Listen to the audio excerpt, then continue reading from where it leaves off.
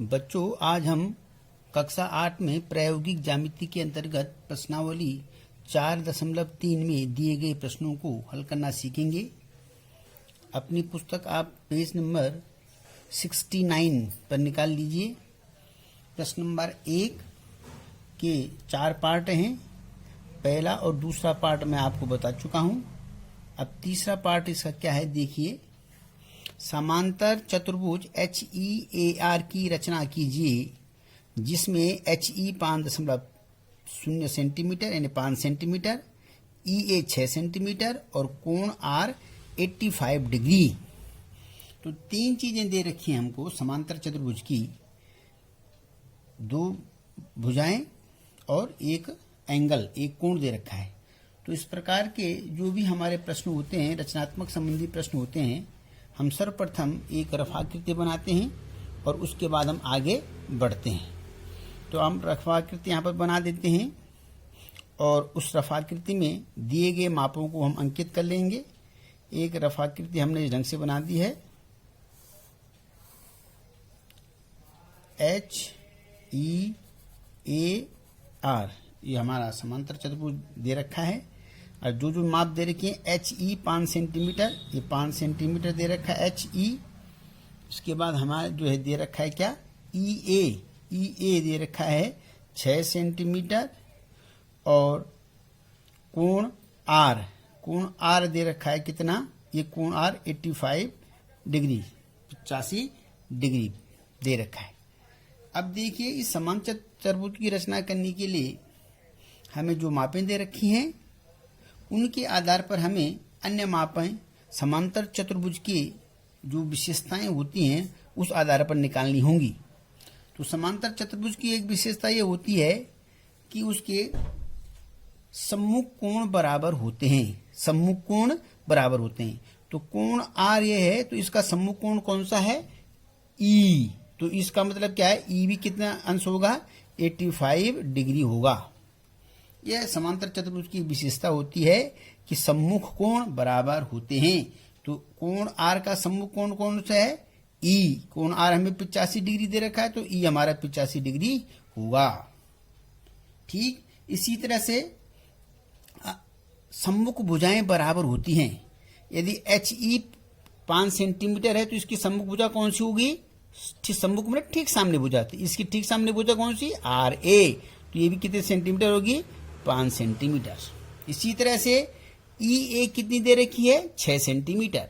तो इसकी सम्मुख भुजा इसके ठीक सामने कौन सी है, ये भुजा HR। तो ये भी कितने सेंटीमीटर होगी, 6 सेंटीमीटर। अब एक और बहुत ही एक अच्छी विशेषता होती है हमारे समांतर चतुर्भुज की कि आसन्न कोण संपूरक होते हैं। आसन्न कोण संपूरक होते हैं। आसन्न माने, अब देखो आसन्न कौन कौन से कोण है, H और E आपस में आसन्न कोण कहलाएंगे। तो ये कोण धन ये कोण संपूरक, संपूरक माने 180 अंश, इनका टोटल 180 अंश होगा। यदि इन दोनों का टोटल 180 अंश होगा तो कोण H कितना होगा, 180 में से 85 घटा देंगे, कितना आएगा, 95 अंश। इस तरह से कुछ मापें जो हमको दे रखी थी, 3 मापें, उसके आधार पर हमने अन्य मापें इसकी बना ली हैं। समांतर चतुर्भुज की विशेषताओं के आधार पर हमने अन्य कोण और मापें हमने, अजब 95, तो ये भी कितना होगा, 95, वो ठीक सामने का कोण बराबर होते हैं।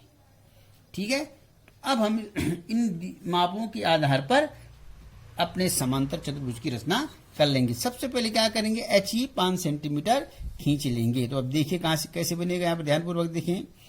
HE 5 सेंटीमीटर हम बनाते हैं, इसको खींचते हैं, ध्यानपूर्वक देखिए आप प्लीज। 5 सेंटीमीटर यहां से हम ध्यानपूर्वक, ये 5 सेंटीमीटर नाम रख देंगे H और ये E, यहां पर माप लिख देंगे 5 सेंटीमीटर। कोण H कितना है, 95। तो यहां पर कोण H यहां पर जो है 95 डिग्री का एक कोण बना देंगे। किसकी मदद से लेंगे, चांदी की मदद से, क्योंकि प्रकार की सहायता से हम 95 डिग्री का कोण नहीं बना पाएंगे। तो चांदी की मदद से हम 95 डिग्री का कोण बनाएंगे। 90 और 5 95 यहां पर आ गया। और इसको हम क्या करेंगे, इसको आगे की ओर ये बढ़ा देंगे। कौन सा बिंदु ढूंढना चाहते हैं, यहाँ पर ये 95 डिग्री लिख दीजिए।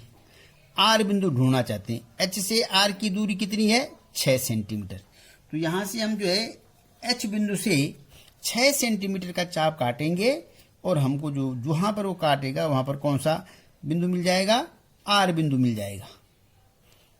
6 सेंटीमीटर का चाप हम एच से काटा, 6 सेंटीमीटर का चाप हमने काटा।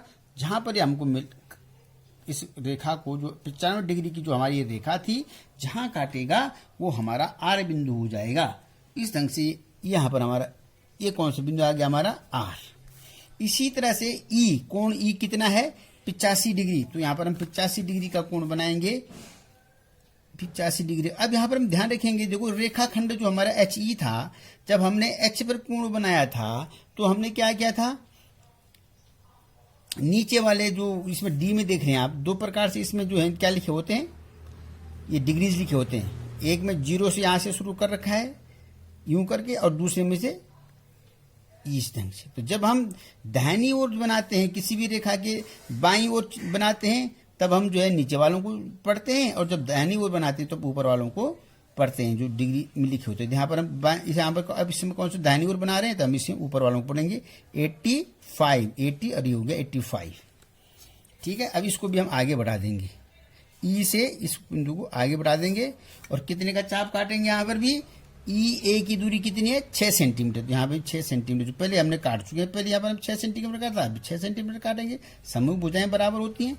और ये पॉइंट कौन सा आ गया, हमारा ए पॉइंट आ गया, ए पॉइंट। और हमने जो है इस ए को आर से मिला दिया, ए को आर से मिला दिया। इस प्रकार से अब जो जो चीज़ें हमें जैसी बनाई वहाँ पर लिख देंगे। 85 डिग्री, ये 6 सेंटीमीटर, ये भी 6 सेंटीमीटर। ए आर को जब हम नापेंगे ठीक है 5 सेंटीमीटर आएगा। ये भी हमारा जो आर 85 डिग्री होगा, और ये भी कितने डिग्री होगा, 95 डिग्री। तो अभी जो इससे पहले हम यहाँ पर लिख सकते हैं, तो कोण एच कैसे निकाला हमने, जो मैंने आपको बताया था, कोण एच बराबर क्या होगा, 180 डिग्री माइनस 85 डिग्री बराबर 95 डिग्री। आसन्न कोण संपूरक होते हैं, लिख देंगे हम इसका टिप्पणी भी लिख सकते हैं, आसन्न कोण संपूरक होते हैं। संपूरक कोण किसे कहते हैं, जिन कोणों का योग क्या होता है, 180 अंश होता है, आसन्न कोण संपूरक कोण होते हैं।